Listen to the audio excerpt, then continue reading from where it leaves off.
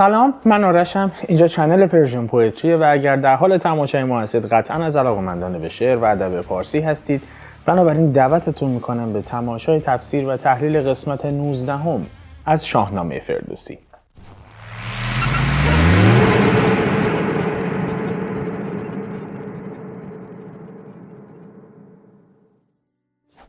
همونطور که عرض کردم رسیدیم به قسمت 19. بنابراین اگر 18 قسمت قبلی رو تماشا نفرمودید لینک پلیلیستش رو جای این بالاها تقدیم حضورتون میکنم، حتما تماشا بفرمایید. این بخش حدوداً 30 بیت هست، کمی طولانی است، برای همین حاشیه نریم و بپردازیم به اصل مطلب و گزیده‌ای که همیشه عرض میکنم خدمتتون از ابتدای شاهنامه تا نقطه‌ای که درش هستیم، برای اینکه ملکه ذهنمون بشه که از کجا به کجا رسیدیم. اگر سرآغاز شاهنامه رو کنار بذاریم، فردوسی سرودن شاهنامه رو با پادشاهی کیومرث شروع کرد که 30 سال به طول انجامید و خب هر کدوم از این پادشاهان خدمات خاص خودشون رو به اجتماع و جامعه‌ای که برش حاکم بودن و پادشاهی می‌کردن عرضه کردن که حالا دیگه الان به اونا نمی‌پردازیم. پلیلیست رو دنبال بکنید، ریز به ریز راجع به هر کدوم صحبت کردیم. پس از کیومرث قاعدتاً بعد پادشاهی به فرزند او یعنی سیامک می‌رسید، اما اینگونه نشد چون سیامک به دست خرورای دیو کشته شده بود و این پرچم میفته به دست نوه کیومرث یعنی هوشنگ که پادشاهی او هم 40 سال به طول می انجامه. پس از او فرزندش طهمورث میرسه به سریر سلطنت و بر تخت شاهی میشینه. او هم 30 سال ادامه میده به پادشاهی و پس از طهمورث میرسه به فرزند او یعنی جمشید که پادشاهیش 700 سال به طول انجامیده. در قسمت قبلی پادشاهی جمشید رو شروع کردیم، اشاره کردیم به اتفاقاتی که او رقم زد، به خدماتی که او به جامعه ارائه کرد. یکیش ساخت ابزارالات جنگی بود، زره، کلاهخود، جوشن، تیغ، برگستوان. 50 سال رو صرف این مسئله کرد. پس از اون کتان و ابریشم رو وارد صنعت ریسیدن و بافتن کرد و به تبع اون پس از اون شستشو و دوختن این پارچه ها رو هم به مردم آموخت که 50 سال رو هم صرف این مورد کرد و پس از اون 50 سال از زمان پادشاهیش رو صرف دسته‌بندی مردم کرد. یعنی شروع کرد مشاغل مختلف و گروه‌های مختلف از مردم رو شناسایی کردن و اینها رو طبقه بندی کردن. این نشون میده که به امر حاکمیت خیلی جدی فکر میکرد و برنامه‌های بلند مدتی براش داشت. تا اونجا رفتیم جلو که بخش اولی که سبا کرد از بین مردم کاتوزیان بود، آبدان، پارسایان و پرستندگان بود. اینا رو جدا کرد، بردشون گذاشت توی کوه، چون معمولاً هم معتقد بودن که خدا در آسمانه و هرچی ارتفاع اینها بیشتر باشه دعاشون گیراتره. به همین دلیل اماکن مقدس، معابد یا کلیساها اگر دقت بفرمایید در گذشته همه در ارتفاع ساخته میشه، چون فکر کردن هرچی مرتفع‌تر باشه بیشتر به خدا نزدیک هستن. حالا علی ای حال او هم این گونه دید، اینا رو جدا کرد، اصلا برد گوششون سر کوه، گفت شما بفرمایید همونجا دعا بکنید. گروه دومی که جدا کرد نیساریان بود، لشکریان و سپاهیان بود که اینها رو طبقه بندی کرد و معتقد بود پایه های تخت شاهی به واسطه حضور نیساریان و سپاهیان هست که قرص و محکم هست. و اما از بیت 25 به بعد که امروز براتون میخونم: بسودی سدیگر را شناس، کجا نیست از کس بریشان سپاس. بکارند و ورزند و خود بدروند، بگاه خورش سرزنش نشنوند. ز فرمان تن آزاد و ز خورد و پوش، ز آواز پیغاره آسوده گوش. تن آباد و آباد گیتی بدوی، برآسوده از داور و گفتگوی. چه گفتن سخنگوی آزاد مرد، که آزاد را کاهلی بنده کرد. بسیار زیبا و مهمه. چهارم که خوانند اهتو خشی، همان دست ورزان با سرکشی. کجا کارشان همگنان پیشه بود، روانشان همیشه پراندیشه بود. دقیقاً مثل امروز. بدین اندرون سال 50 نیز بخورد و بورزید و بخشید چیز. از این هر یکی را یکی پایگاه، سزاوار بگزید و بنمود راه. که تا هر کس اندازه خیش را، ببینند و دانند کم بیش را. بفرمود دیوان ناپاک را، به آب اندر آمیختن خاک را. هر آنچ از گل آمد چو بشناختند، سبک خشت را کالبد ساختند. به سنگ و به گچ دیوار کرد، نخست از برش هندسی کار کرد. چو گرمابه و کاخهای بلند، چو ایوان که باشد پناه از گزند. ز خارا هنر جست یک روزگار، همی کرد از او روشنی خواستار. به سنگ هم رحم نکرد، او رو هم به کار کشید. به چنگ آمدش چند گونه گوهر، چو یاقوت و بیجاده و سیم و زر. ز خارا به افسون برون آورید، شد آراسته بندها را کلید. دگر بویهای خوش آورد باز، که دارند مردم به بویش نیاز. چو بان و چو کافور و چون مشک ناب، چو عود و چو عنبر چو روشن گلاب. پزشکی و درمان هر دردمند، در تندرستی و راه گزند. همین رازها کرد نیز آشکار، جهان را نیامد چنو خواستار. گذر کرد از آن پس به کشتی بر آب، ز کشور به کشور چو آمد شتاب. چنین سال 50 بورزید نیز، ندید از هنر بر خرد بسته چیز. بسیار جذابه. همه کردنی ها چو آمد به جای، ز جای مهی برتر آورد پای. به فر کیانی یکی تخت ساخت، چه مایه بدو گوهر اندر نشاخت. که چون خواستی دیو برداشتی، ز هامون به گردون برافراشتی. دیو بلندش میکرد چو خورشید تابان میان هوا، نشسته بر او شاه فرمان روا. جهان انجمن شد بر آن تخت اوی، شگفتی فرو مانده از بخت اوی. به جمشید بر گوهر افشاندند، مر آن روز را روز نو خواندند. سر سال نو هرمز فروردین، برآسوده از رنج تن دل ز کین. بزرگان به شادی بیاراستند، می و جام و رامشگران خواستند. چنین جشن فرخ از آن روزگار، به ما ماند از آن خسروان یادگار. بریم سراغ تحلیل و تفسیرش.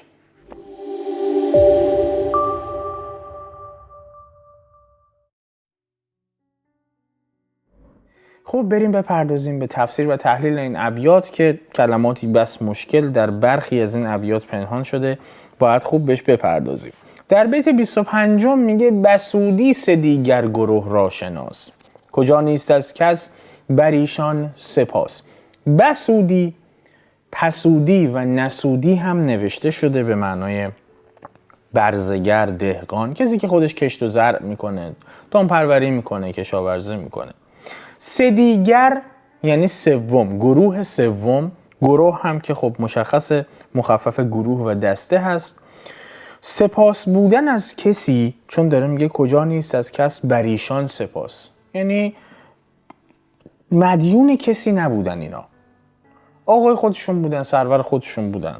یه گروه سوم رو که درگیر منت کسی نیستن و نیاز نیست از کسی هم بدین شکل سپاسگزار باشن به خاطر امورشون، که میتونی سومین طبقه بدونی، باید در حقیقت بسودی بشناسیشون، برزگران بشناسیشون. خودشون میکارن، خودشون میورزن. حالا جلوتر اشاره میکنه بکارند و ورزند و خود بدروند، به گاه خورش سرزنش نشنوند. نه، آقای خودشونن.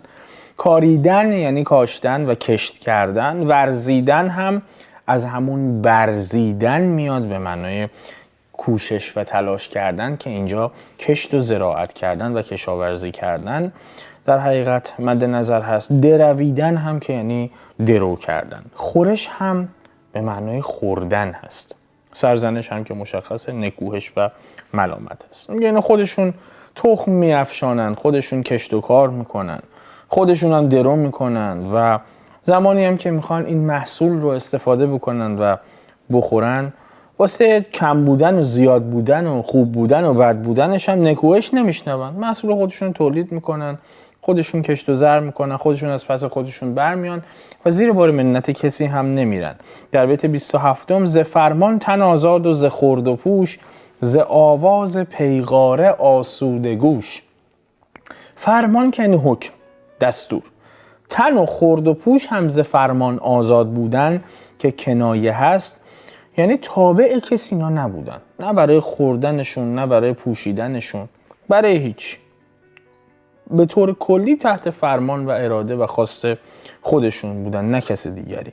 پیغاره که بیغاره هم نوشته شده خیلی جاها، بیغاره هم خوندنش که غلطه، پیغاره هم غلطه، پیغاره درست هست.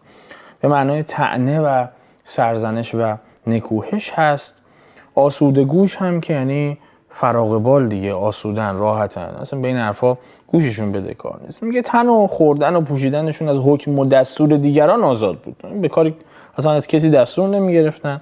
گوششان هم به همین جهت که خودشون اموراتشون رو انجام میدادن، خودشون نیازهاشون رو شخصا برآورده میکردن، خودشون کشت و کار میکردن، خودشون دامپروری میکردن، گوشت و مرغ و نمیدونم گندمشون رو خودشون تهیه میکردن، لبنیاتش رو خودشون تهیه میکردن.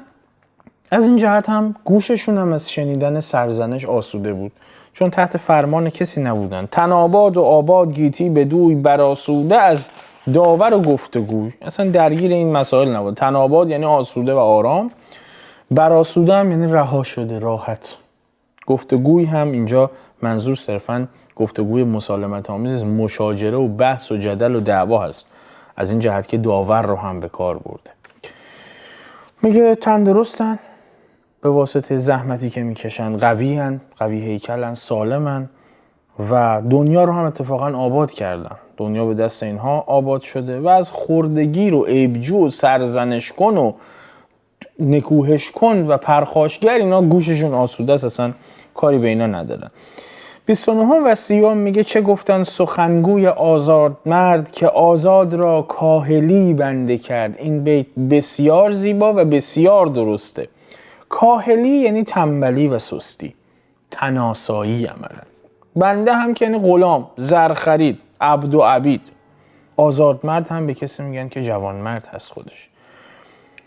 نقل میکنه یک سخنی رو از یک بزرگی، میگه اون بزرگ چقدر خوب سخن گفت در این رابطه. چه گفتن سخنگوی آزاد مرد؟ میگه اون سخنگوی بلند همت جوان مرد چقدر درست گفت که انسان آزاد رو تناسایی و تنبلی و سستی غلام و بنده دیگران کرد و برزگر از این رو که سخت میکوشه و خودش همه نیازهاش رو برآورده میکنه، مسلماً از این قاعده مستثناست. در بیت بعدی میگه چهارم که خوانند اهتو خشی، همان دستورزان با سرکشی. حالا بقیهش رو در ابیات بعدی براتون میخونم. این اهتو خشی یعنی پیشور، کسبه، کسی که دنبال صنعت، کار یدی میکنه، کاری که نیاز به قدرت فیزیکی هم داره. این واژه هم محصول نادرست خوانی هست، یا ممکنه فردوسی به واسطه، یعنی به ضرورت وزن، این گونه نگارشش کرده باشه در شعرش، چون هوتخشی درستش هست، اینکه اهتوخشی نوشته.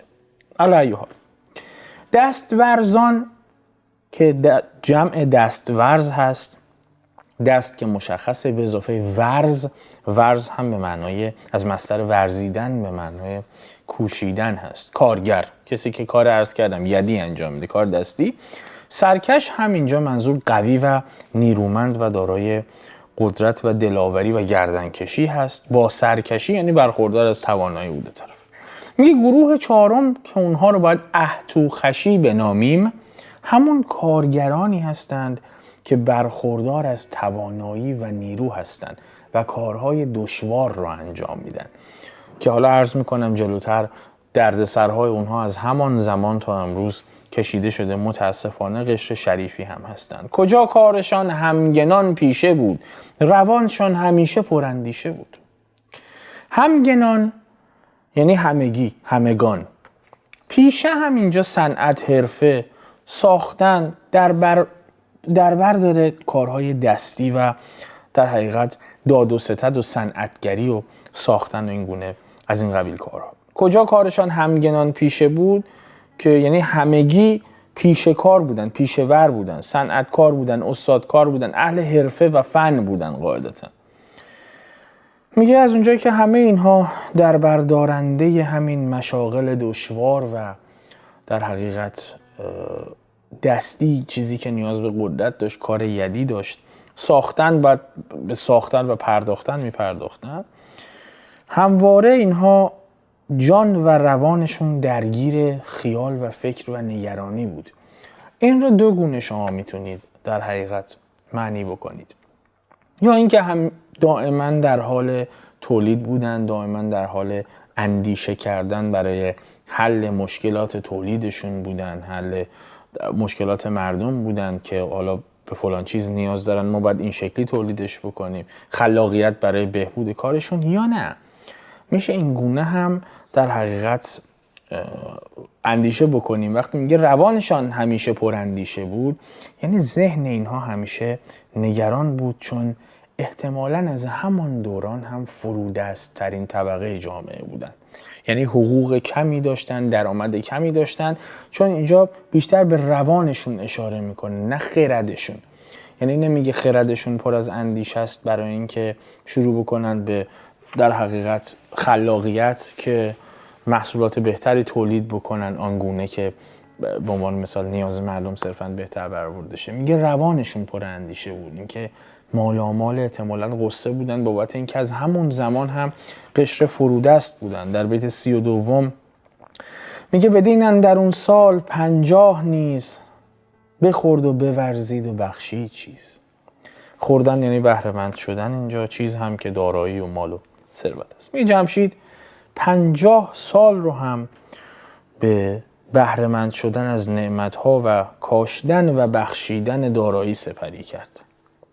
این قشر رو که جدا کرد، برزگران رو که جدا کرد و پس از اون هم در حقیقت اهتو خشی رو که جدا کرد، صنعتگران رو که جدا کرد، شروع کرد با اینها به کار کردن. 50 سال رو هم درگیر این بود که تولیدات رو گسترده بکنه، به دست مردم برسونه، کاشتن، زراعت و درو کردن و احتمالاً بهبود کیفیت غذای مردم رو. در ابیات بعدی میگه از این هر یکی را یکی پایگاه سزاوار بگزید و بنمود را. پایگاه اینجا مجازاً مقام و مرتبه و منصب هست. گزیدن هم یعنی تصویب کردن و روا دونستن. میگه برای هر کدوم از این 4 طبقه‌ای که عرض کردم مقام و مرتبه درخور خودشون رو تعیین کرد و هر یکی مقام خاص خودشون رو هر کدومشون رو در مسیر خودشون راهنمایی کرد. و این نشون میده، عرض کردم، به حکومت داری به شکل نوینتری نسبت به گذشتگان خودش نگاه میکرد. این که مردم رو باید حتما تفکیک بکنه، برای هر کدومشون قواعدی تنظیم بکنه. در بیت 34 میگه که تا هر کس اندازه خیش را ببینند و دانند کم بیش را. هر کدومشون از حرفشون و از نوع زندگیشون توقعات مخصوص خودشون رو داشته باشن، حد خودشون رو بدونن که از کجا نباید تجاوز بکنن. این هر کس هم منظورش همه مردمانه دیگه. میگه برای اینکه همه قدر و منزلت و مرتبه خودشون رو بدونن، کهتر و مهتر مشخص باشه، بالا و پایین اجتماع مشخص باشه. به هر حال اون موقع هم چه خوشمون میومده چه خوشمون نمیومده اختلاف طبقاتی بوده. مسکه میگه هر کسی جایگاه خودش رو بدونه و سزاوار و در حقیقت مرتبط با جایگاه خودش شروع بکنه با بقیه به رفتار کردن. کهتر مشخص باشه اونی که در جامعه پایین‌تر هست، اونی که در جامعه بالاتر هست. که صد البته لازمه مدیریت کردن و منیج کردن اجتماعی که برشون حاکم بود و برشون حکومت میکرد، پادشاهشون بود، شاید همین رتبه بندی مردم میبود. اون زمان مثل امروز نبود که البته امروز هم ممکنه ما در ظاهر حقوق مدنی برابری داشته باشیم، اما در باطن متاسفانه این گونه نیست. در ظاهر قانون برای همه ما به یک روش کار باید بکنه، اما در باطن حقیقتا اینجوری نیست. اون قشری که بیشتر برخوردار هستن قانون رو به قانونگذاری نزدیکتر خواهند بود، با لابی ممکنه قانون تغییر بدن. یعنی این مسئله چه خوشمون بیاد چه خوشمون نیاد متاسفانه هست. حالا ممکنه یه جای اینجا فردوسی خیلی ساده، رک و صریح و بی‌پرده بیانش بکنه. امروز بیان رک و صریح و بی‌پرده‌اش سخت باشه، اما در بطن جامعه ما این رو می‌بینیم. قشر کم برخوردار قانون هم براشون متفاوت تر عمل میکنه و متاسفانه معمولاً قانون حمایتگر قشر برخوردار هست. بفرمود دیوان ناپاک را به آب اندر آمیختن خاک را. ناپاک اینجا مجازاً نابکار و شریر و بدگوهر معنی میده. اندر آمیختن هم که به معنای خلط کردن و مخلوط کردن هست. میگه پس از آن این دیوان نابکار و بدگوهر رو دستور داد که آب و خاک رو با هم قاطی بکنن، ازش گل درست بکنن برای اینکه پس از اون خشت تولید بکنن. اما اینکه شروع میکنه از دیوها کار میکشه، این نظیرش و اسطوره واقعیش تاریخیش به کارگیری کارگران بیگانه است و در الواحی که در بیستون یافت شده در ساختن بعضی بناها در ایران باستان که فهرست کامل اون در عرض کردم بنای تخت جمشید در کتیبه بیستون یافت شده، به این موضوع به وضوح اشاره شده که از کارگران بیگانه برای این گونه ساخت و سازها استفاده می شده. اینجا اسطوره این رو بیان کرده و این کارگران بیگانه رو دیوها بیان کرده. هر آنچه از گل آمد چو بشناختند، سبک خشت را کالبد ساختند. و در ابیات بعدی که ادامه خواهم داد، این آمدن به دست اومدن هست. سبک یعنی شتابان، بیدرنگ، چست و چابک، خیلی پرسرعت. کالبد هم که یعنی طرح و شکل و چهارچوب و عملا این قالب خشت زنه. میگه وقتی پی بردن که چه چیزهایی میشه از گل ساخت، وقتی آب و خاک رو با هم آمیختن، بیدرنگ شروع کردن به کار ساختن قالب خشت زنی. بلافاصله شروع کردن یه قالب درست کردن که باش آجر درست بکنن و در ابیات بعدی به سنگ و به گچ دیوار کرد. نخست از برش هندسی کار کرد. بسیار زیباست. نخست که یعنی از آغاز، از اول. هندسی هم که خب منسوب به هندسه و اندازه‌گیری هست. هندسی کار یعنی کار هندسی، یعنی یک بنا با رعایت قواعد هندسی، ساختمونی که مطابق با دانش معماری و مهندسی، البته با کیفیت و لول آن زمان هست. میگه با آجر و سنگ پس از اینکه این قالب خشت زنی رو درست کردن و شروع کردن آجر درست کردن، با این سنگ و گچ دیوارهای ساختن که از پیش در حقیقت نقشه ساختمان‌هایی بود که مطابق با اصول معماری ساخته و پرداخته شده بود. یعنی برای اونها قواعد هندسی در نظر گرفته شده بود. همین شکلی رو هم نذاشتن برن بالا. هندسی کار کردن. شما برمیگردید در تاریخ به گذشته، حقیقتاً به این موضوع برخورد میکنید. بشر در اون زمان چند هزار سال پیش، 2500 سال، 2600 سال پیش، بناهایی درست کرده که حقیقتاً بشر امروزی میخواد با این همه تکنولوژی درست بکنه به این جزئیات نخواهد بود و این در نوع خودش عجیبه. قطعاً یک پست رو براتون در تخت جمشید تهیه خواهم کرد. سال پیش بود فکر میکنم، مجدداً رفتم تخت جمشید. برخورد میکنید به این موضوع که اصلا با چه مشقتی، چگونه، با چه علمی اینقدر زیبا، اینقدر گهگداری بعضی جاها تراز، چقدر زیبا کار میکردن، چه پروژه های بزرگی رو شروع به ساخت و ساز میکردن که بشر امروز هم انگشت به دهان میمونه وقتی نگاه میکنه. و شما ساختمان های امروز رو در سطح شهر میبینید، نه حتی ساختمان های ادارات دولتی رو میبینید که اون شکوه و ابهت و کرکتر و شخصیت خاص خودش رو نداره. متاسفانه فقط روی هم چیده شده و رفته بالا. اما اینجا میگه اون زمان هندسی کار بود کار ساخت و ساز. چو گرمابه و کاخهای بلند، چو ایوان که باشد پناه از گزند. گرمابه منظور همون حمام هست، ایوان هم تاق و درگاه هست، جایی که سقف بلند داشته باشه و دالان بزرگ داشته باشه. پناه هم که یعنی نگاهدار و نگهبان. گزند هم که یعنی آسیب، آفت و رنج. میگه با این آجرها، با این خشتها، با در حقیقت گچ و این آجرها چیزهایی درست کردن، هندسی کارهایی کردن که انگشت به دهان میموند انسان. مثل گرمابه، مثل حمومها و کاخهای برافراشته که درگاهها و دالونهای بلندی داشتن و نگهدار آدمی بودن، بناهای قرص و محکمی که انسان را از آسیب و آفت در امان نگه می داشتند. ز خارا هنر جست یک روزگار، همی کرد از او روشنی خواستار. خارا که سنگ هست، سنگ سخت هست. هنر هم که یعنی اینجا منظور علم، معرفت و دانش هست. جستن هم که جستجو کردن. داره میگه جمشید مدت زمانی رو هم برای یافتن خواص سنگ‌ها سپری کرد. سخت کوشید و خواست به رمز و راز و فواید و خواص و منافع این سنگ‌ها پی ببره. زخارا هنر جست یک روزگار. میخواست ببینیم ماهیت اینها پس چی میشه. آیا دانشی، معرفتی، چیزی از این سنگ‌ها در میاد یا نه، که در ادامه به چنگ آمدش چند گونه گوهر. چو یاقوت و بیجاده و سیم و زر. به چنگ آمدش یعنی بالاخره انقدر جستجو کرد، کند و کاش کرد که یه چیزی به دست آورد، به چنگ آورد.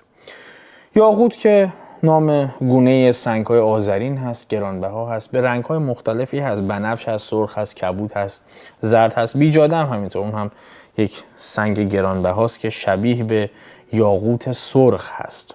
سیم هم که اینجا به معنای نقره هست. میگه انقدر جستجو کرد بین این سنگ‌ها هم تا چند گونه گوهر مثل یاقوت و بیجاده و نقره و طلا به دست آورد و متوجه در حقیقت دانشی که از پس پرده اینها حالا در میاد و اهمیتی که اینها میتونن برای بشر داشته باشن هم شد.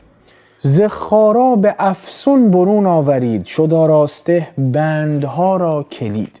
افسون در معنای لغوی به معنای سحر و جادو هست، اما اینجا به معنای تدبیر و چاره‌جویی هست. یعنی مجازاً به این معنا استفاده شده. رفت این معادن رو دید، متوجه شد که خب ما این گوهران و این سنگ‌های گرانبها رو داریم، حالا چگونه اینها رو بکشیم بیرون؟ چگونه اینها رو از بین بقیه سنگ‌ها جدا بکنیم و با چاره و تدبیر از سنگ سخت این گوهرها رو بالاخره با افسون کشید بیرون و این کوششش برای کشف ناشناخته‌ها شد کلید راه حل این ماجرا و تونست به واسطه این تدبیر و چاره‌جویی گوهر رو از سنگ جدا بکنه.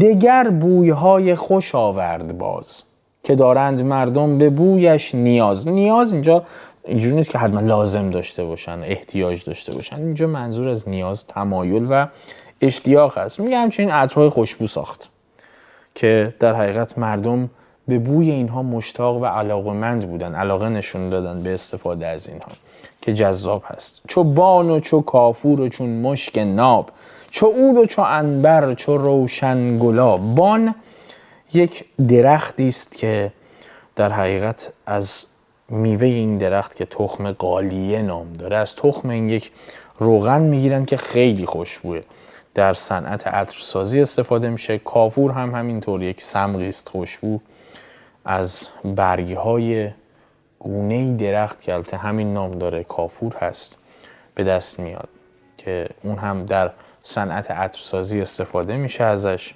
مشک هم که خب دیگه آشنا هستید، مخصوصا در ادبیات کلاسیک ما، این ماده معطری که از کیسه داخل در حقیقت شکم آهوی ختن به دست میاد. عنبر هم که یک ماده چرب و خوشبو هست، اون هم کدر، اونم خاکستری رنگه که از گونه‌ای در حقیقت ماهی گرفته میشه، ماهی عنبر، و اون هم ازش در عطرسازی امروز بسیار استفاده میشه، مخصوصا عطرهای عربی.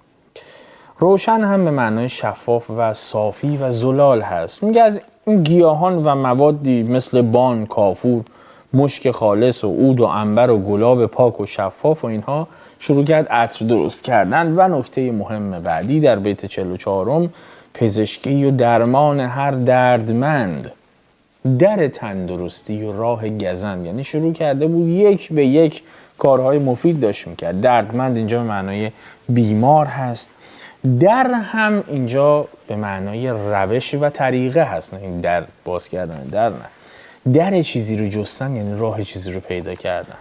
اگر به متون کهن برگردید، بنابر وندیداد اگر اشتباه نکنم، فکر میکنم خاطرم نیست، وندیداد بود، بله فکر میکنم فرگرد سومش هم بود، میگه نخستین پزشک و درمانگر روی زمین فریدون بود. اما در شاهنامه این گونه نیست. در شاهنامه در حقیقت فردوسی معتقد هست که جمشید دانش پزشکی رو آورد برای بشر. میگه پزشکی و مداوای بیماران و راه تندرست بودن، در تندرستی و راه گزند رو نشون مردم داد. یعنی هم راه تندرست ماندن رو بهشون نشون داد و هم چگونگی ابتلا به گزند و بیماری رو که خب بتونن ازش جلوگیری کنن. و همین رازها کرد نیز آشکار، جهان را نیامد چو او خواستار. خواستار آمدن یعنی جویا بودن و طالب شدن، خواهنده بودن، که همه این رازها رو آشکار کرد و حقیقتا کسی تا اون زمان مثل جمشید نبود که خواستار شناختن جهان باشه و اینقدر جستجوگر باشه در جهان، بگرده ببینه چه میشه کرد. گذر کرد از آن پس به کشتی بر آب، ز کشور به کشور چو آمد شتاب. یه زمانی که میخواست از سرزمینی به سرزمین دیگه بره، آهنگ حرکت از یک سرزمین به سرزمین دیگر رو میکرد، با کشتی دریاها رو هم در مینوردید. در بیت 47 میگه چنین سال 50 بورزید نیز، ندید از هنر بر خرد بسته چیز. بسیار زیباست، عرض کردم وقتی داشتم براتون رو خالی میکردم. ورزیدن یعنی کوشیدن، زحمت کشیدن و تلاش کردن.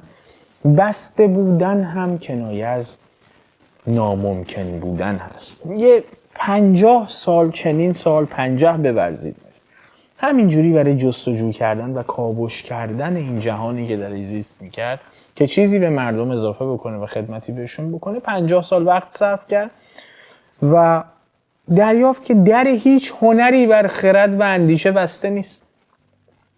یعنی شما به واسطه خرد میتونید به همه چیز برسید، هیچ چیز ناممکن نیست. فراگیری هیچ هنری بر خرد و اندیشه ناممکن نیست. خرد و ذهن بشر چنان توان داره که اگر شما زحمت بکشید به هر آنچه که میخواید میرسید و هر چیزی رو فرا میگیرید. همه کردنی ها چو آمد به جای، ز جای مهی برتر آورد پای.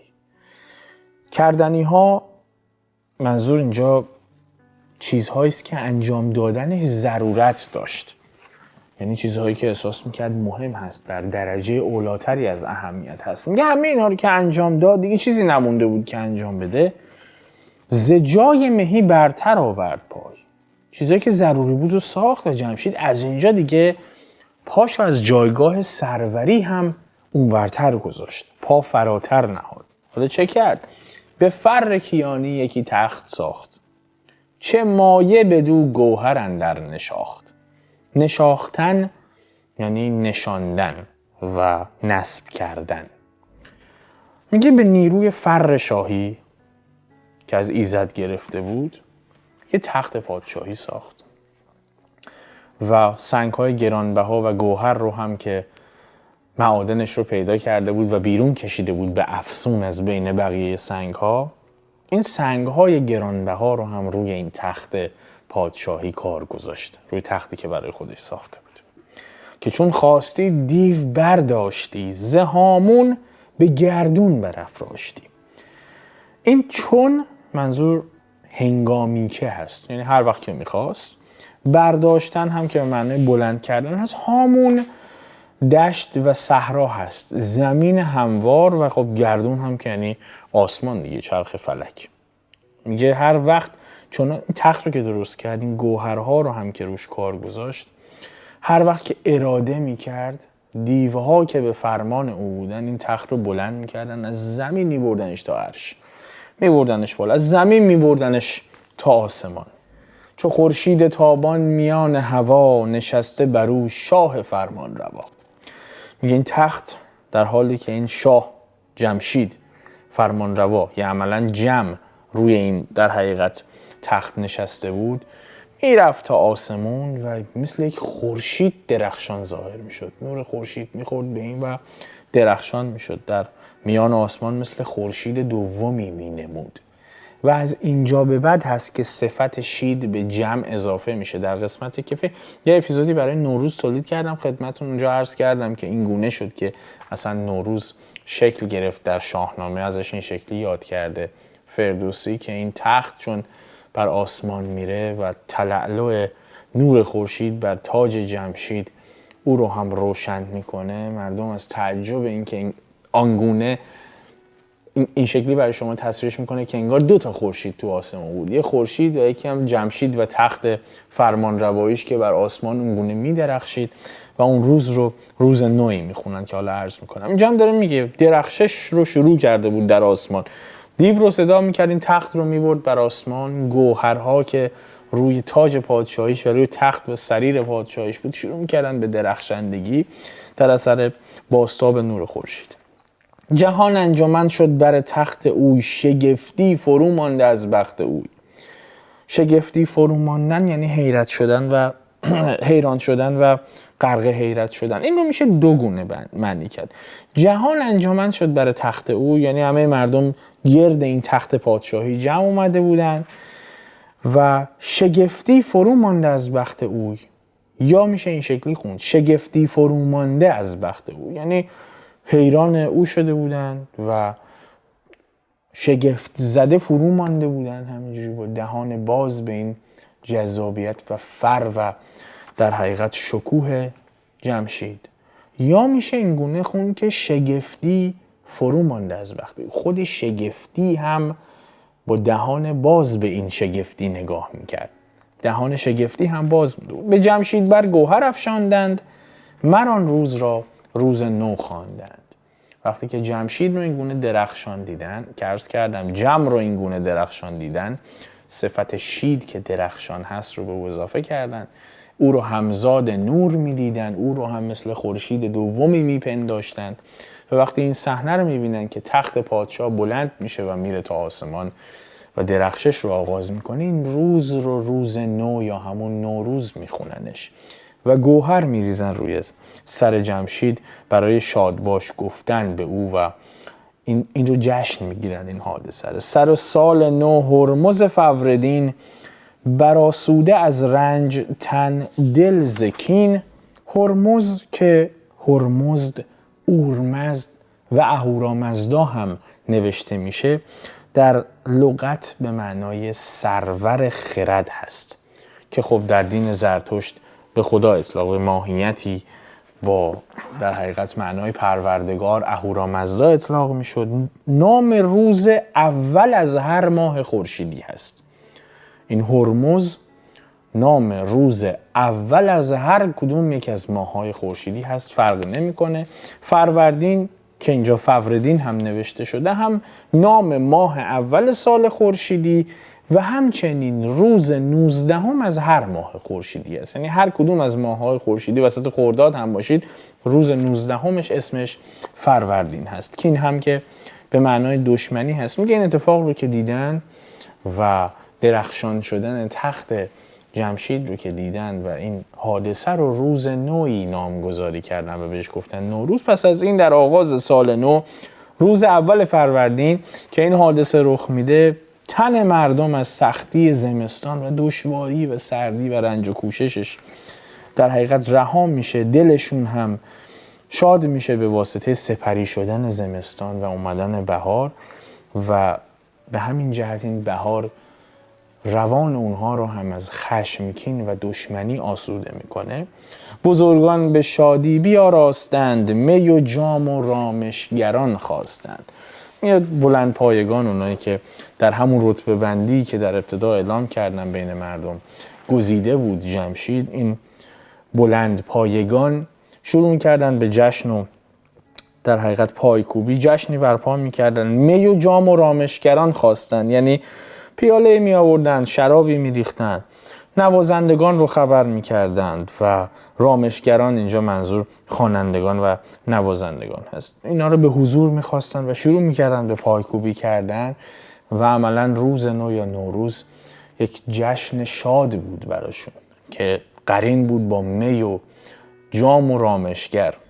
چون این جشن فرخ از آن روزگار، به ما ماند از آن خسروان یادگار. اینجوری شد که این جشن خجسته و فرخنده نوروز از آن روزگار، از اون دوران قدیم و از اون پادشاهان برای ما به یادگار مونده، به جا مونده و هنوز هم که هنوزه در هرمز فوردین، اولین روز فروردین، هفت‌سین میچینیم و این روز رو، این رستاخیز طبیعت رو جشن میگیریم، به پایکوبی میپردازیم و امیدوارم این جشن و در حقیقت آیین اون رو پاس بدارید، نذارید نقشش از فرهنگ و تمدن ما زدوده بشه، چون برخی به دنبالش هستن. این شد قسمت 19 از شاهنامه فردوسی، جایی که جمشید به اوج رسیده تا اینجا و در قسمت بعدی میپردازیم به این موضوع که جمشید یواش یواش درگیر خودخواهی میشه و خودش رو صاحب جهان میدونه و تمام این خدماتی که ارائه داده و این تلاش و کوششی که کرده رو همش رو نقشش رو از خودش میدونه و فراموش میکنه ایزد رو و فری که ایزد به او اهدا کرده و یواش یواش شروع میکنه به افول کردن و زمین خوردن و اصلا بسیار زیباست قسمت‌های بعدی که تقدیم حضورتون خواهم کرد. بنابراین برای اینکه جا نمونید از قسمت‌های بعدی، اگر سابسکرایب نکردید کانال رو سابسکرایب بکنید، زنگوله رو هم بزنید، شبکه‌های اجتماعی رو هم فالو بکنید.